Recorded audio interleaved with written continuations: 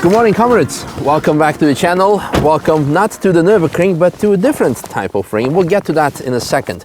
One of my absolute highlights last year was when I was driving together with Chief Test Engineer of Polestar, Joakim, in the Polestar 2 on the Nürburgring, and he said, it's nice here at the ring, but it would be cool to see if you can come over to Sweden to my playground. Then can I invite you to north of Sweden? Oh, I would there love you that. can see how the winter tire works. I would love that. Because this car on snow and ice.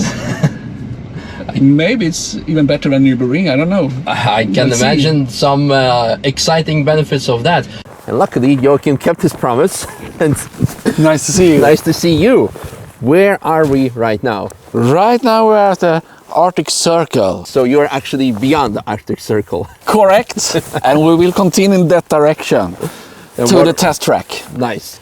Polestar 2 already withstood the test of the Nürburgring. There you're not allowed to drift and to slide and let alone drive in the winter. So those things are too dangerous for the Nürburgring. But if it already withstood the Nürburgring, the most dangerous and most demanding racetrack in the world, I guess now it's going to go to its ultimate test. Yeah, and we will take you to your limit for sure. Let's try not to take me beyond my limits. Let's see what's happened.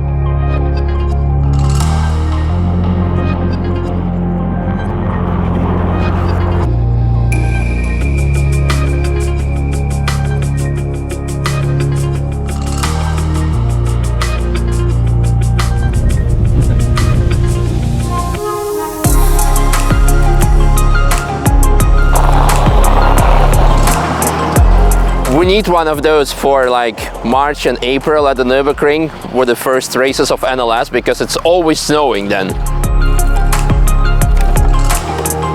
That's amazing scenery. Too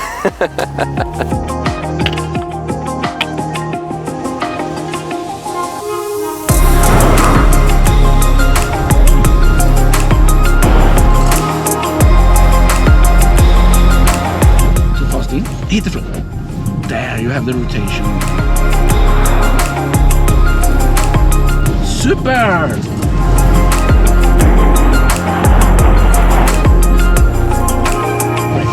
Brake.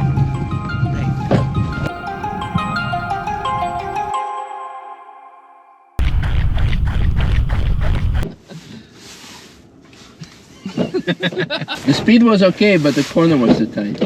Oh, the corner was too early, I would say. Here is apex. And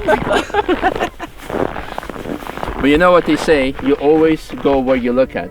yeah. And I was looking at you all the time. Oh, thank you, Misha.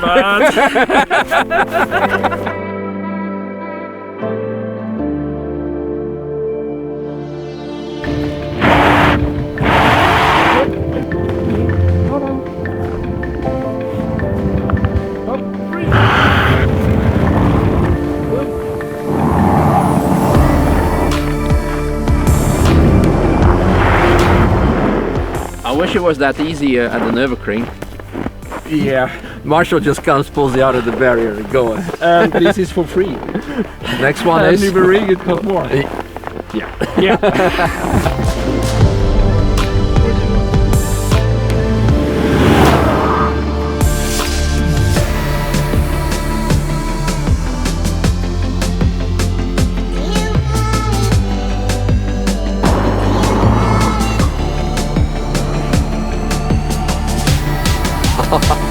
So in love with this car. I miss it so much, but luckily today we'll have opportunity to play with it again. So we dropped off our Polestar 2 here for a charge, and I think it's also time to recharge ourselves, go get some lunch. And now we're taking another Polestar 2, and you might be thinking, it's just another Polestar 2, same potato, but it's not, because this one on the front has this badge, which indicates that it has a software update, the performance software update. So slightly more horsepower, more torque, as we've seen recently. So let's hop in, get lunch, and see if we can keep this one nice and white out of the snowbanks, unlike the other one.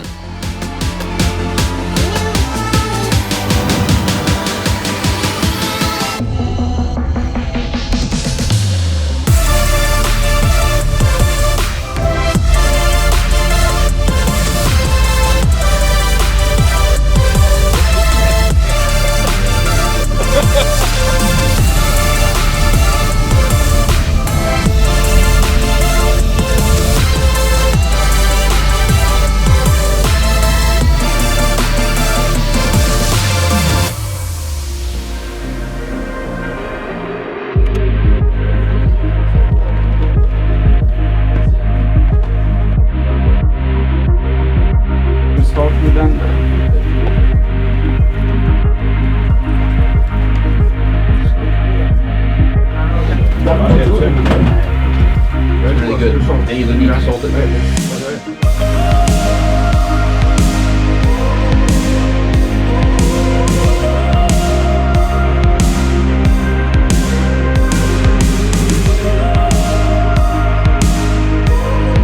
Joakim, it's been amazing so far, but it gets only better. Not only is Polestar 2 now joined by Polestar 1, but let's take a moment to appreciate the view. It's absolutely breathtaking. We just drove the Polestar 2, and I must say I loved every second of it. The instant torque, instant response, the lower central point of gravity. And not only you have the instant performance, it's also consistent also in these quite cold temperature, -20, fully consistent, and that's really impressive. Yeah. And for me, also personally speaking of the view, it was really nice to enjoy the track, enjoy the view while you're sliding around, because you might call me old, you might call me not a real petrol head, but without the noise of internal combustion engine, it was really nice. And you can actually also feel or hear what the tires are doing, what the brakes are doing, like a better input, when ABS is kicking in. It's actually like, it makes you a better driver because you're focusing on other senses. Yeah. Or impressive driver. I would expect we should pull you out a little bit more from the snowbank, something like that. Only once so far, Yeah, but today will. Yeah, exactly. But now I would like to switch to my love of 2021, because I had Polestar 1 for a very long time, for multiple months, done hundreds of laps. I picked up my dog with it. Like it will always be forever. I will cherish those memories. We did laps with you, with many other people.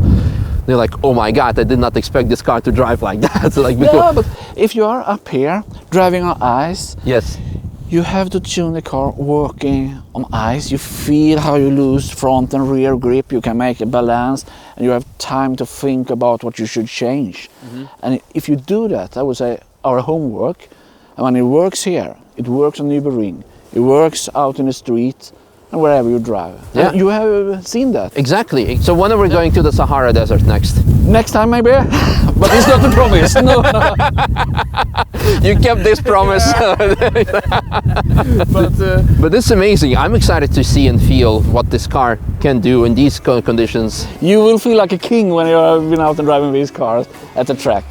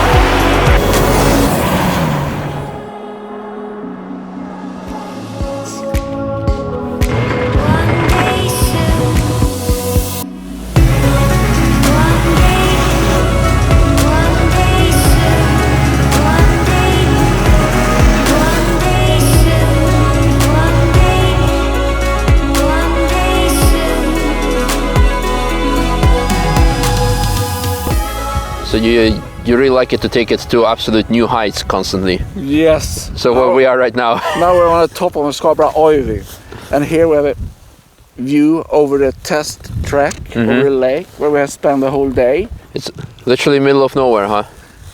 That's correct. And that's the reason why we're here, because here we have space. And away from all the influencers, vloggers, journalists. Try to find us. So where is the Polestar 3 hidden? Oh, behind that mountain over there. A lot of people are actually going to hate me for saying this, probably. But I think I enjoyed Polestar 2 more than Polestar 1. All right. Yeah. It's a good car. In a way, because you have non-stop the instant torque, and on Polestar 1 you have it only on the rear axle, and with Polestar 2 you have constant, like a lot more maneuverability and a lower central point of gravity, of course. Yes, and the good thing with Polestar 2 is it's a full electric car, and then it's easy to tune the torque distribution between front and rear axle, because you have direct torque. Yeah. With a combustion engine, you have to wait for a turbo pressure and everything to start up. I mean, it was great to drive Polestar 1 again. I missed it. You know, I got in, I got almost emotional. Like, oh my God, I missed that car so much. Yeah. On that one, you have true torque vectoring. Yeah. You have 2 electrical engine in the rear without any connection. So you move the steering wheel, the outer wheel is pushing the car. Yeah. So it's a different way of driving.